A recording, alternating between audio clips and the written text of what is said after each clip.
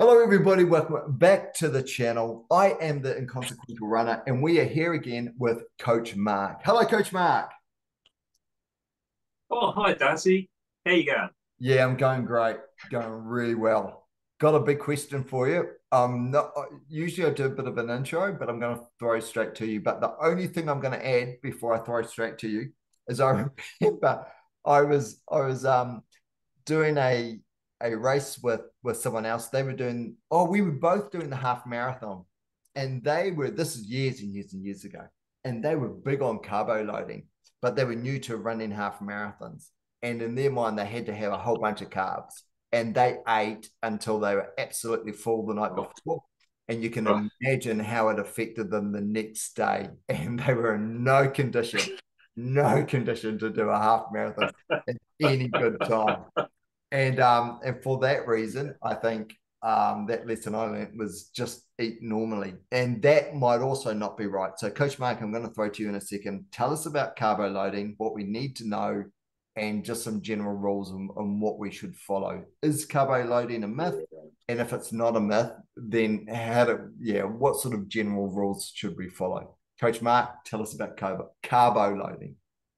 Yeah. It's not exactly a myth, but it can be a bit misunderstood, I Right. think. And one of the key things actually carbonating. It's really any event you do that's over what used to be 20 miles really was the sort of given period, or I would say 2 hours really. Any event that's under 2 hours, we've got enough carbs Right. stored in our I like that. body to get us. Plus, taking fuel and gels on the way will get you there. Um, but the thing is, carbs are our main fuel when we run. But that's what we do. We burn fat. But the saying is, you burn fat with a carb flame. So you have to have the carbs to burn the fat. Right, right. And we only have so much carbs stored in our body. And when they run out, or carbs are stored as glycogen, by the way, which is why it sometimes gets, people talk about glycogen, carbs, whatever. Carbs are glycogen. So when we run out of that's what's called hitting the wall. When people in a marathon talk about hitting the wall, that's that. You've basically run out of carbs. So we have enough fat in our body to run across America effectively, but it's a very, very cumbersome fuel to burn, fat. So which is why we can still function okay when we run out of carbs, but we can only go very, very slowly. Yep. Which is why people they can talk and function and move their limbs, they just can hardly run. Yep. More than a shuffle. You see that. So there's really a few ways, because that's the whole thing, and the whole thing it's all really linked to the marathon, because in other events, say big off-road events, you carry fuel with you for a start, so you Yeah, kind yeah. of, and you're going at such a low intensity, you can chuck it in as you're going, so it's not such a big thing. But the whole thing, it was all about avoiding the wall in the marathon. And it was said that we basically have enough carbs stored in our body to last us 20 miles. But how do we get that extra 6 miles or 10K? How do we do that? And there's different ways to do it. Well, there's a combination of ways really. So it's not just carb loading as such. So the first one is that our training. So we do all these long runs that we do in training. One of the big benefits of that is that it makes us more efficient at burning fat as a fuel. So basically, we burn, if you think of it in simple terms, we would burn more proportion fat, less percentage carbs Right, when we right. run. So our carbs last longer, if you see what I mean. Yep, yep, yes. Yeah. Yeah. So that's the first thing. The other thing is pacing. So if you pace it right so that your breathing is controlled and all that, the carbs last longer as well. Because every time you're gasping for breath, you're churning through the carbs at a rate, which is why when people start a marathon too fast, they hit the wall.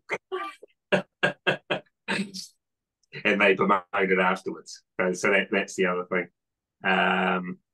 Fueling during the event is obviously key. So you need, if you take fuel during the event, so you become more efficient at running. Your pacing is good, so that you're just sort of ticking through all the fuel, and you're fueling on the way.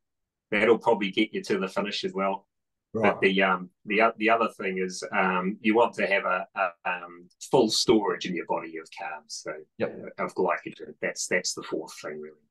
Okay. And people have tried different ways to do that, to do this. And we were talking off camera about a guy, Ron Hill, yes, a legendary British runner.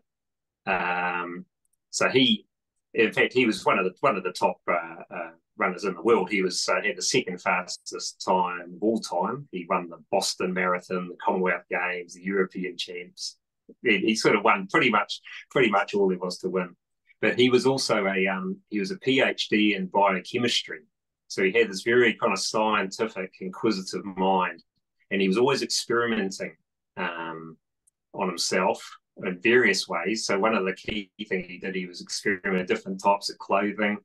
He wore some reflective clothing, and he wore a singlet that more like a halter dress top to get more air flow through the body. He had singlets with holes in them. He was the guy who first developed all this came to fruition for him because he ended up setting up his own sports company, Ron Hill Sports, which I'm sure anyone in England would certainly be familiar with him, and he's became a multi-millionaire through that.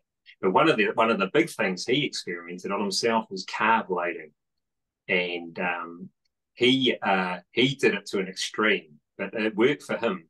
And what he used to do is he would, a week out from the marathon, he would go for a big long run, totally deplete himself of all fuel, and then he would have very, very minimal carbs. He would effectively just have protein, fat, and some green veggies for 5 days. So he'd be totally depleted. And then with 2 days to go before the marathon, he would just shove in anything. You'd shove in chocolate and sweets and donuts, cake, and all that sort of stuff 2 days before.